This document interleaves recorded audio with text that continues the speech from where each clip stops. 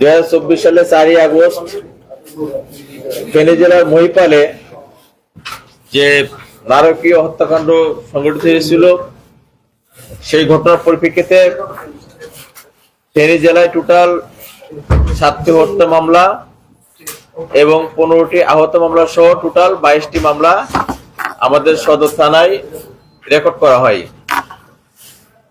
এই হত্যা মামলাগুলো এবং আহত মামলাগুলো আমরা এতদিন যাবৎ নিবিড়ভাবে তদন্ত করছি এবং তদন্ত করে আসছি। আমাদের যে সমস্ত তদন্তকারী কর্মকর্তা আছে তারা তদন্ত করে আসছে।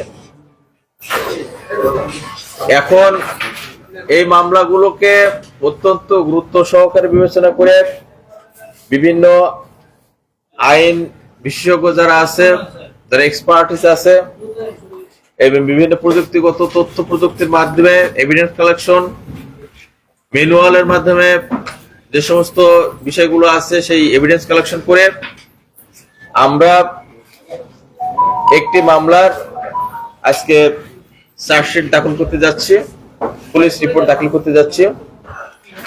এই মামলার টোটাল 162 জন আসামি ছিল, এজাহার নামে আসামি।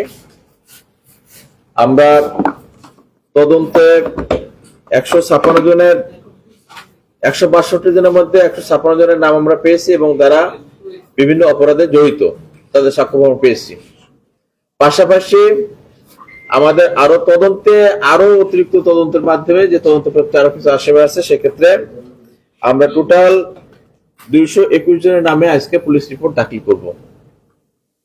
সেক্ষেত্রে এখানে মামলার যিনি নির্দেশদাতা ছিলেন এই হত্যাকাণ্ডের, সাবেক প্রধানমন্ত্রী শেখ হাসিনা, সাবেক স্বরাষ্ট্রমন্ত্রী আসাদুজ্জামান খান কামাল এবং সাবেক যোগাযোগ মন্ত্রী ওবায়দুল কাদের সাহেব সহ নিজাম হাজারি, মাসুদুদ্দিন চৌধুরী সাবেক এমপি ছিল, এনারা সহ টোটাল আমরা 221 জনের নামে আজকে পুলিশ রিপোর্ট দাখিল করছি। ধন্যবাদ। আমরা এভিডেন্সের মাধ্যমে যেটা পেয়েছি, বিভিন্ন ভাবে আমাদের তদন্তে আসছে সে বিষয়গুলো উনি বিভিন্ন সময় নির্দেশ দিয়েছেন, আপনারা গণমাধ্যমে দেখেছেন, সেগুলো এই তদন্তের পরিপ্রেক্ষিতে আমরা প্রযুক্তিগত সহায়তা নিয়ে আমরা আমাদের তদন্তে যেটা এসেছে সেভাবে আমরা পুলিশ রিপোর্ট দাখিল করেছি। ধন্যবাদ। এই হত্যাকাণ্ডের সাথে যে সকল অস্ত্র ব্যবহার হয়েছে, সে অস্ত্র উদ্ধারে আপনারা আসলে আপনাদের এখানে কোনো অ্যাচিভমেন্ট আছে কিনা, নাকি আজকে চার্জশিটটা অ্যাচিভমেন্ট মনে করছেন? আমাদের অস্ত্র, আমরা বেশ কিছু অস্ত্র উদ্ধার করেছি এই ঘটনার পরিপ্রেক্ষিতে। আর বাকি আমরা শুধু চার্জশিট দিলেই যে মামলা শেষ হয়ে গেল সেটা না, এর পরিপ্রেক্ষিতে যে সমস্ত আসামিগুলো প্রত্যেকে ওয়ারেন্ট হবে তাদেরকে আমরা অ্যারেস্ট করবো, যারা পলাতক তাদেরকে অ্যারেস্ট করবো, যাদেরকে ইতিমধ্যে অ্যারেস্ট করেছি তারা তো আছেই। এই বিচার প্রক্রিয়া চলবে। মাঝে মাঝে আমাদের এখানে যে সমস্ত অস্ত্রগুলো আমরা এখন উদ্ধার করতে পারছি সেগুলো তো আমরা বিশেষ অভিযান পরিচালনা করছি অস্ত্র উদ্ধারের জন্য।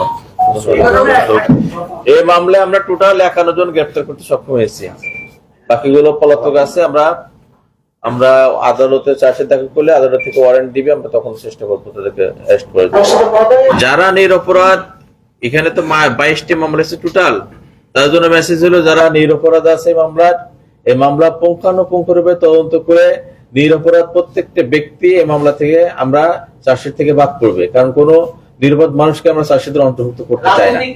এই মামলায় ফেনীর গুরুত্বপূর্ণ বলতে সাবেক সংসদ সদস্য ছিল নিজাম হাজারি, সাবেক সংসদ সদস্য আপনার মাসুদ্দিন চৌধুরী, সুশান্ত সেন ছিল, স্বপন মিয়াজি,